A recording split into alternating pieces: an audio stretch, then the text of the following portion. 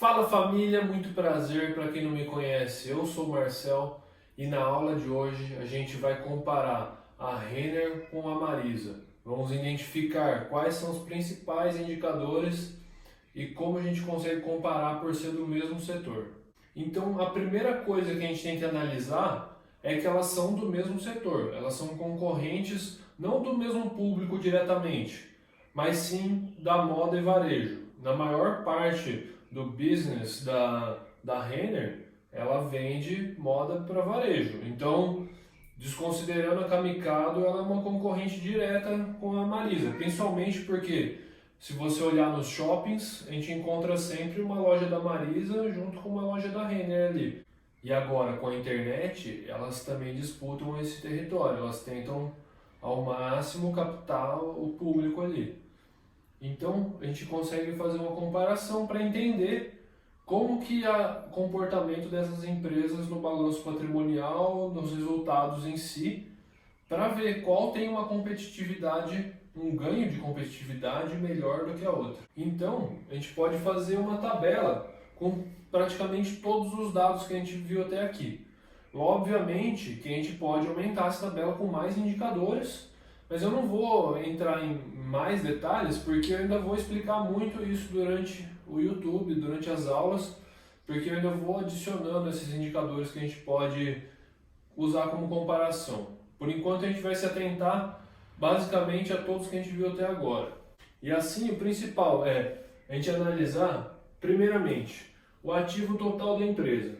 Ó, as duas empresas elas reportaram crescimento no ano de 2018 para o ano de 2019. Como a gente já discutiu, o principal fato desse crescimento é porque agora tem um novo registro contábil dos arrendamentos e essas empresas elas precisam fazer esses contratos de aluguéis basicamente para ter as suas lojas.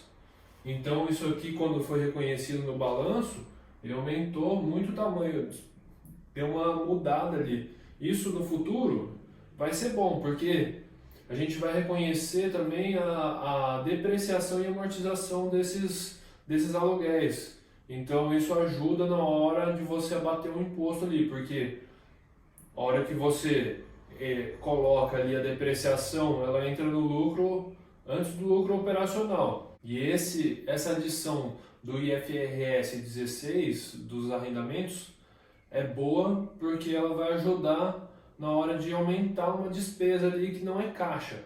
Um efeito não caixa na despesa, que são essa depreciação de aluguéis, vai entrar lá e isso vai ajudar a bater um pouco do imposto. E na nossa comparação do patrimônio líquido, a gente pode ver que elas tentam seguir a mesma proporção de 40% do patrimônio líquido em relação ao ativo total. O que isso mostra? Que a empresa ela tem uma certa alavancagem. Principalmente a Marisa. Houve uma diminuição dessa alavancagem, mas ela ainda é maior do que a da Renner. Interessante a gente atentar isso. A gente vai verificar num outro indicador aqui.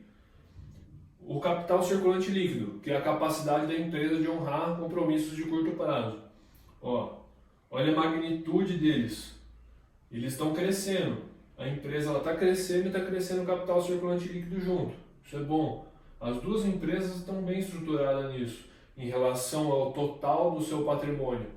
Elas estão preparadas para algum problema de liquidez. E aqui entra uma coisa que eu ainda não tinha mostrado, o endividamento bruto.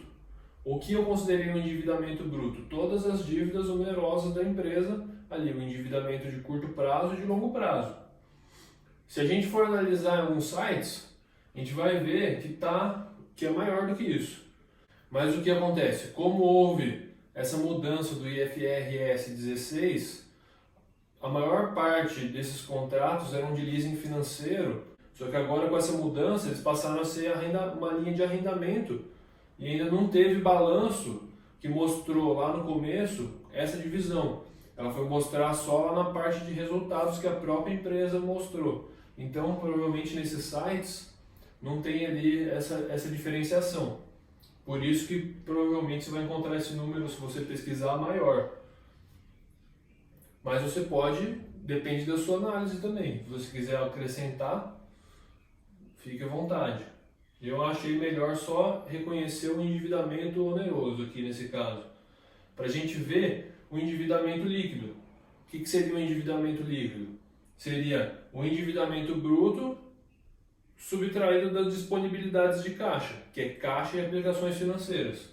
A gente pode ver que o endividamento líquido da Renner em 2018 era praticamente zero. Se ela parasse de operar, só o dinheiro que ela tinha em caixa e aplicações era capaz de quitar a dívida dela de curto e longo prazo onerosa. Se você olhar só por vista do caixa, é muito dinheiro.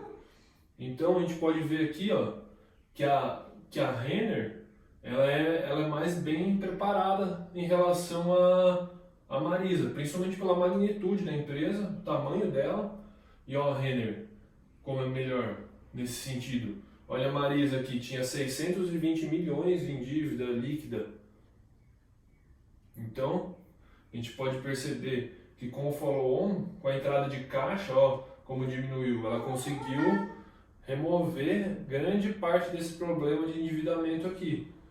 Agora ela está preparada, ela está tentando o quê? Mudar o balanço dela para melhor. E a gente pode comparar as margens, ó, na receita. Obviamente que a receita da Renner é maior, porque é uma empresa maior, vende mais, está localizado em mais shopping, mais loja, mais diversificação de loja, em mais lugares, então ela vai ter uma receita maior. Mas o que é interessante de observar é que ela tem uma margem muito boa, margem bruta, margem operacional, e a margem EBITDA dela é incrível, sabe? Ela consegue ter um ganho de competitividade em relação às outras concorrentes dela muito grande. E ela trabalha certinho, ó, tá vendo? Ela tem praticamente as mesmas margens nos anos, comparando. Já a Marisa não. A Marisa, ela sofre aqui uma oscilação, ela ainda não está redondinha.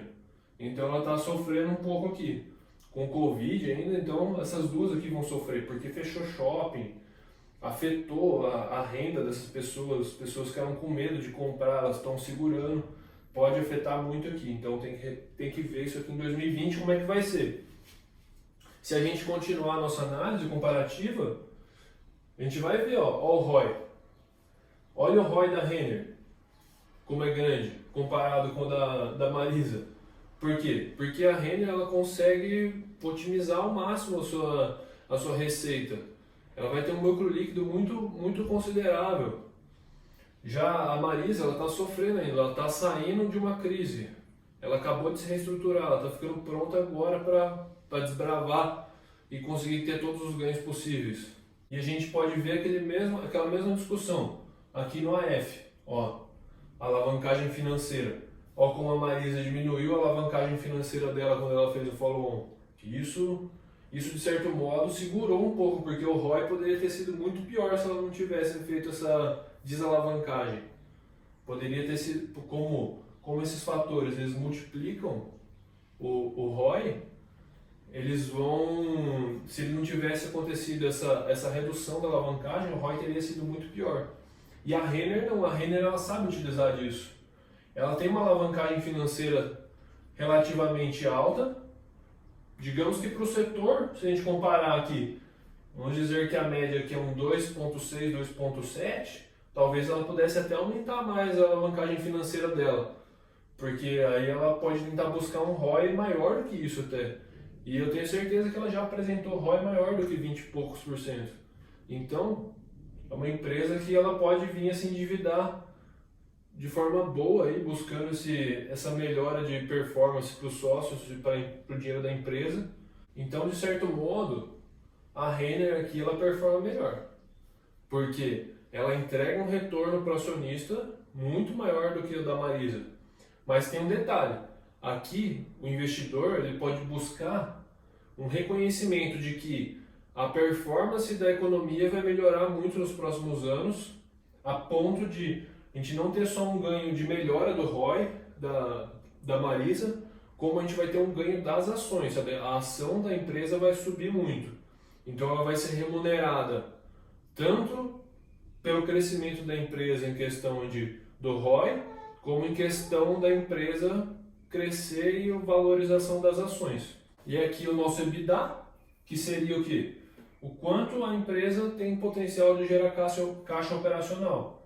E ó, a magnitude da Renner é absurda, ela tem uma capacidade de gerar caixa operacional gigantesca.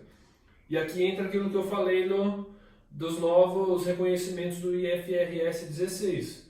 A partir de que a gente tem um contrato de aluguel que pode depreciar, essa depreciação também vai entrar aqui. Então, como tem efeitos não caixa da depreciação na DRE, a hora que a gente soma os efeitos de depreciação e amortização com o EBIT e chega no EBITDA, a gente vê um ganho nisso. A gente vê que a empresa ela gera um caixa operacional muito grande, principalmente aqui na Renner. Ó, magnitude de 2,3 bilhões, é muito dinheiro. A empresa ela consegue transformar 1/4 da sua receita em caixa operacional. Tem possibilidade, né? Não significa que isso vai gerar de fato. E assim a gente chega nos nossos últimos indicadores, que são o endividamento líquido dividido pelo EBITDA e o endividamento líquido dividido pelo patrimônio líquido, que eu mudei porque eu tinha escrito errado. Mas então, a gente pode ver que o endividamento líquido dividido pelo EBITDA, que é o potencial geração de caixa operacional da empresa, ela precisaria do quê? Aqui ó, dívida, 300, pensa na empresa, ela gera 395 milhões de caixa operacional por ano, ali. Essa seria o potencial de caixa que a empresa gera. E o endividamento líquido da empresa é 224 milhões de reais. Então, significa que praticamente em metade do ano, um pouquinho mais, já conseguiria quitar essa dívida, entendeu? O endividamento líquido sobre o EBITDA mostra quanto de potencial de caixa pode pagar a dívida líquida. E a gente viu que como a empresa, a Marisa, ela teve uma redução aqui, ó, isso ajudou muito. Significa que parte desse EBITDA aqui já cobre o endividamento líquido caso ela precise. Isso é um indicador bom de se analisar. E o endividamento líquido pelo patrimônio líquido mostra que o patrimônio líquido é maior do que a dívida líquida aqui nesse caso. Se a gente vê esse número aqui maior que 1, é perigoso. Depende, né? Vai depender do negócio, tem que saber analisar aqui. Nesse caso aqui, um endividamento líquido sobre patrimônio líquido pode ser muito arriscado. Ó, como ela teve que diminuir. Aqui estava arriscado. Porque, imagina, uma empresa muito endividada, ela corre muito risco de não ter uma solvência ali no curto prazo e a empresa quebra no curto prazo. Às vezes ela não consegue renegociar a dívida e aí ela quebra. Nesse caso a gente pode ver que a Marisa melhorou muito em relação a isso. Já a Renner sempre manteve esses números muito baixos sob controle, indicando que ela sabe gerenciar, apesar de ela ter uma dívida, uma alavancagem financeira alta, ela sabe gerenciar muito bem essa dívida. Isso não é um ganho de competitividade, é uma empresa líder, é uma empresa que sabe se portar no mercado, ela tem um ganho por isso, pelo tamanho dela, pela representatividade dela, ela tem um ganho em cima dos fornecedores, em cima de quem ela consegue ali ser maior. E assim a gente termina a nossa análise de Renner e Marisa.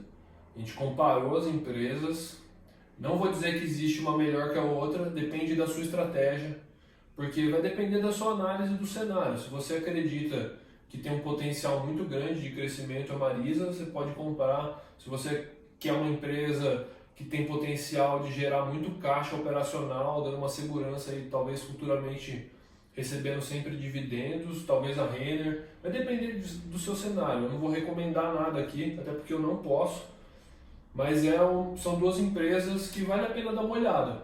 Ainda mais para quem gosta de varejo, quer ter alguma opção dessa na carteira, são empresas que vale a pena ser consideradas.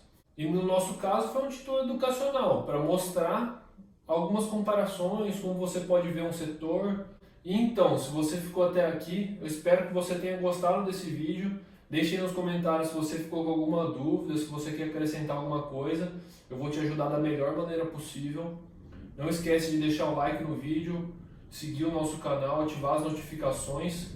Se possível, compartilhe esse vídeo com mais pessoas. Tenho certeza que você conhece alguém que está procurando esse conhecimento. E muito obrigado, até a próxima aula.